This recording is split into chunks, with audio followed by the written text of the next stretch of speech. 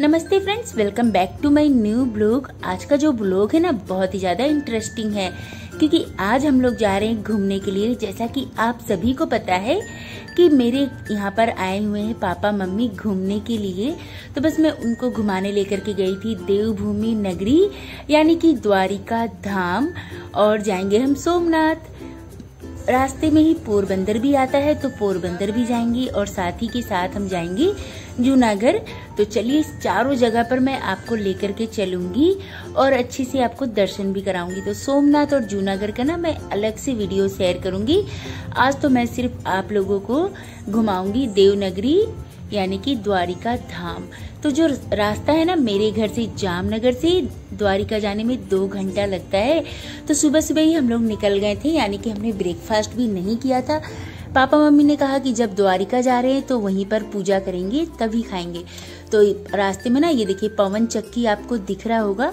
हमारे यहाँ पर बंगाल बिहार में ये नहीं दिखता है, लेकिन गुजरात में जगह जगह पर आपको ये दिख जाएगा। इससे क्या होता है ना, बिजली पैदा होती है जिसकी वजह से बहुत सारा मतलब कि बिजली की बचत भी हो जाती है। तो चलिए पूरे रास्ते में पापा ने एक यूनिक चीज देखी और यहाँ पर हमने फोटोग्राफी भी किया था। देखिए कितनी बड़ी बड़ी इसकी ब्लेड्स है। किसी दिन मैं आपको वीडियो शेयर करूंगी कि इसकी ब्लेड्स कितनी बड़ी है, मैं आपको दिखाऊंगी जरूर, क्योंकि इसकी जो ब्लेड्स है ना बहुत बड़ी होती है और जो इसके पीछे बैटरी होता है ना वो भी काफी बड़ी होती है।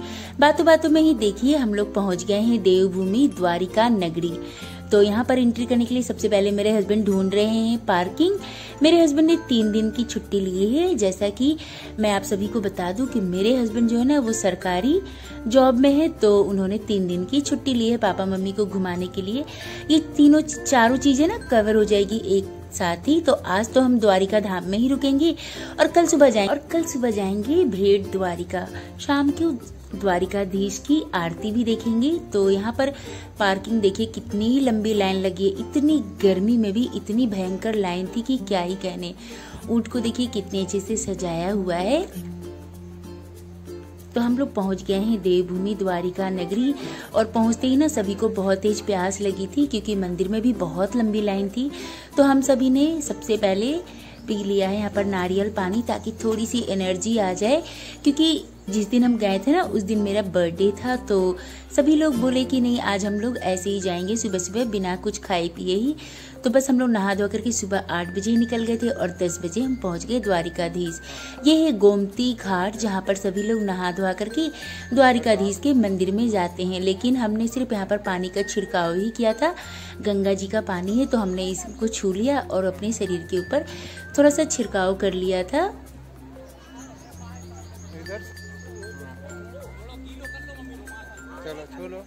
मंदिर के अंदर फोन लेकर के जाना अलाउड नहीं था, तो फोन हमने जमा कर दिया था, इसलिए मैं आपको अंदर का वीडियो तो नहीं दिखा सकती हूँ।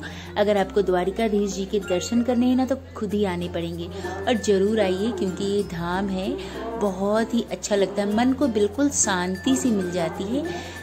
मंदिर के ऊपर जो झंडा है ना दिन भर में उसे 6 बार चेंज करते हैं और उसे ना बहुत ही हाइट पर है, तो एक आदमी को सौंपा हुआ है, वही आदमी मंदिर के ऊपर चढ़ के उसका झंडा चेंज करता है। एक दिन में 6 बार ये झंडे चेंज होते हैं। हमने भी इसको छुआ था और आशीर्वाद भी लिया था। कहा जाता है कि ये द्वारिकाधीश जी ने स्वीकार कर लिया है झंडा, इसके बाद ही ऊपर लगाया जाता है। तो चलिए पूजा वूजा करने के बाद हम लोग आ गए थे ब्रेकफास्ट करने के लिए। ब्रेकफास्ट किया 12-1 बज गया था, तो अभी पाव भाजी मिल रहा था तो हम सभी ने पाव भाजी ही खा लिया। इसके बाद हम लोग जाएंगे नागेश्वर टेम्पल।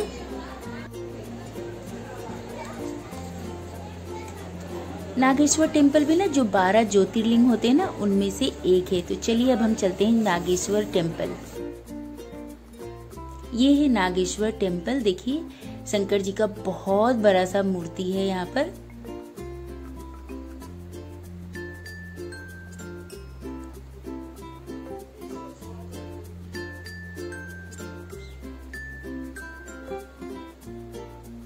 ये पूरा नागेश्वर टेम्पल की ही मंदिर है और यहाँ पर अंदर से ना शॉपिंग भी कर सकते हो आप। मतलब कि अगर आपको चढ़ावा चढ़ाना है ना तो वो भी आप चढ़ा सकते हो। मैं तो नंदी महाराज के कान में अपनी विश बोल रही थी। कैसे विश करते हैं मुझे तो पता ही नहीं था। तो शायद एक तरफ से कान को बंद कर देते हैं और दूसरी तरफ से बोलते हैं। इससे क्या होता है कि नंदी महाराज आपकी विश न जाकर इसीलिए शंकर भगवान से बोलते हैं, ऐसा लोगों का कहना है। बाकी मुझे नहीं पता कि क्या होता है। तो चलिए नागेश्वर टेम्पल हमने घूमा। बहुत धूप थी, बहुत ज़्यादा, इतनी ज़्यादा धूप थी ना कि हम लोग बहुत थक गए थे। तो फोटो भी ज़्यादा हमने क्लिक नहीं किया। इसके बाद हम लोग आ गए अपनी मेस में जहाँ हम लोग रुके हुए थे। तो शाम का समय है, थोड़ा सा रेस्ट किया, लंच किया हमने। और इसके बाद देखिए मैं घर से केक बना करके ले गई थी क्योंकि मेरा आज बर्थडे है। तो मैंने क्रीम वगैरह कुछ नहीं लगाया था। टी टाइम केक बनाई थी क्योंकि पापा मम्मी दोनों को ही डायबिटीज़ है। तो मैंने बहुत ही कम चीनी में ये केक बनाया था ताकि वो भी इसे आराम से एंजॉय कर सके और उनको बहुत पसंद आया था। देखिए केक कितना सॉफ्ट और स्पॉन्जी बनकर तैयार हुआ है। इस केक को मैंने रात में ही बना लिया था। बहुत टेस्टी लग रहा था ये केक खाने में। केक खाने के बाद हम लोग निकल गए थे फिर से रुक्मणी टेम्पल के लिए। तो मेरा बेटा भी मुझे केक खिला रहा था क्योंकि बर्थडे था ना, तो वो मुझे भी विश कर रहा था। और ये रुक्मणी टेम्पल कहा जाता है ना कि द्वारिकाधीश अगर आप आए हो घूमने के लिए और रुक्मणी टेम्पल नहीं गए तो आपका जो मतलब कि घूमना है ना वो अधूरा है। तो द्वारिकाधीश जी के जब भी आप दर्शन करें रुक्मणी टेम्पल जरूर आए और यहाँ का पानी भी जरूर पिए। हमने भी पानी पिया था और यहाँ पर मतलब कि सबने एक एक गुलाब का फूल लिया था, वही हमने चढ़ाया भी था। बहुत अच्छा लग रहा था। ये टेम्पल भी घूमना मतलब कि जरूरी है। अगर आप रुक्मणी टेम्पल नहीं आए तो द्वारिकाधीश की ना दर्शन आपकी अधूरी रह जाएगी। ये हम लोग सब लोग लाइन में लगे हुए, देखिए कितनी भीड़ है, बहुत लंबा रश है। यहाँ भी फ़ोन अलाउ नहीं था तो बस हमने बाहर से ही ऐसे ही फ़ोन से ना थोड़ा सा वीडियो शूट किया था मेरे हस्बैंड ने चुपके से। इसके बाद उन्होंने फ़ोन रख दिया था। तो रुक्मणी जी के दर्शन करने के बाद हम लोग फिर से गए थे द्वारिकाधीश के दर्शन करने के लिए और संध्या आरती देखा। इतनी लंबी लाइन थी कि क्या ही कहने, बहुत भीड़ थी, बहुत ज़्यादा। तो चलिए फ्रेंड, ये जो वीडियो है ना 11 अप्रैल की है। 11 अप्रैल को मेरा बर्थडे था तो उसी दिन मैं उनको लेकर के गई थी। पापा मम्मी तो आ गए थे 5 तारीख को ही और उनको हम 11 अप्रैल को लेकर के गए थे। यहाँ पर हमने रात में डिनर में बस डोसा ही खाया जो कि बहुत ही टेस्टी था। तो द्वारिकाधीश में ही हमने यहाँ पर डिनर भी कर लिया और बहुत सारी शॉपिंग भी किया, बहुत सारा प्रसाद भी लिया क्योंकि पापा मम्मी जाएंगे ना, और मतलब कि 1 महीने पापा मम्मी रहने वाले हैं। तो जो भी बोल रहे थे ना कि ये 1 महीने चलेगा, 1 महीने चलेगा ये वाला प्रसाद, तो बस पापा फटफट ले ही रहे थे। क्योंकि होता है ना जब भी आप कहीं धाम पर आते हो तो सभी लोग आपसे एक्सपेक्ट करते हैं कि आप प्रसाद लेकर के जाओगे। लेकिन मतलब उनको जाने में, रिटर्न जाने में तो 1 महीने थे तो भी उन्होंने बहुत सारी प्रसाद खरीद लिए।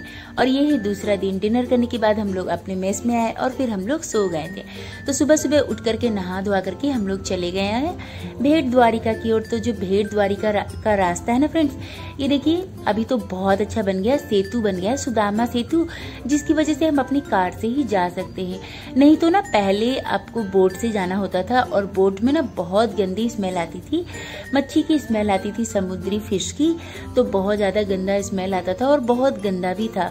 अभी कार से आप जा सकते हो तो बहुत ही इजी हो गया और बहुत ही आसानी से बस 5 मिनट लगते हैं और आप सुदामा सेतु की वजह से भेट द्वारिका पहुंच जाओगे। पहले तो आपको बोट के लिए टाइम लगता था और जब खाली होगा बोट तभी आपको जाने पड़ेगा। आधे घंटे का सफर भी था बोट में और काफी टाइम लगता था, मतलब कि वॉक करना पड़ता था बहुत ज्यादा। ये सुदामा सेतु, तो हमने यहाँ पर खूब सारे फोटो क्लिक किए। बहुत ही अच्छा ये ब्रिज बन करके तैयार हुआ है। नीचे से ना आपको दिख जाएगा कि जहाँ पर पहले बोट था यहीं पर नीचे बोट वगैरह रखे हुए थे। नीचे नदी है।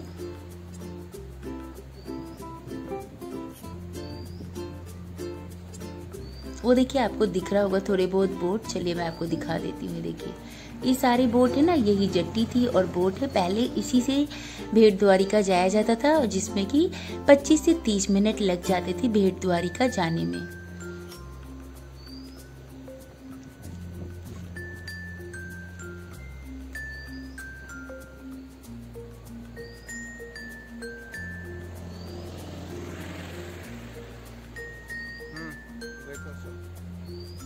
चलिए पूरा ब्रिज तो आप लोगों ने देख लिया है और मतलब कि ये नया था तो बहुत ही अच्छा लग रहा था। इसके ऊपर जो मोर पंख का डिजाइन बना हुआ था ना, वो भी बहुत ही सुंदर था।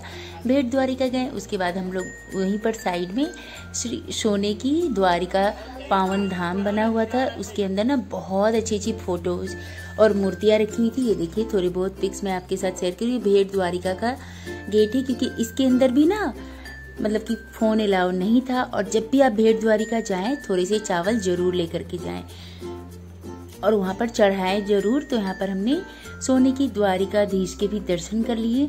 सभी चीज़ों का दर्शन करने के बाद हम लोग रिटर्न आए। रिटर्न आने के बाद हमने अपना ब्रेकफास्ट किया और ब्रेकफास्ट करके हम लोग मेस से निकल गए पोरबंदर के लिए, क्योंकि आज हम जाने वाले हैं सोमनाथ। तो द्वारिका से सोमनाथ के बीच में ही पोरबंदर आता है। तो बस पोरबंदर में भी ना हम कीर्ति महल के दर्शन करके निकल जाएंगे।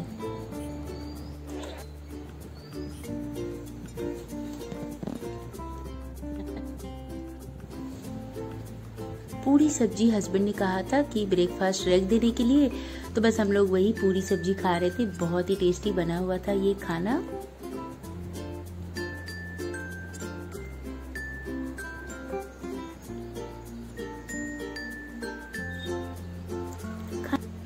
खाना खाने के बाद हम लोग निकल गए थे पोरबंदर के लिए, और ये है गांधी जी का महल, जहां उन्होंने जन्म लिया है। इस जगह को कीर्ति महल कहते हैं।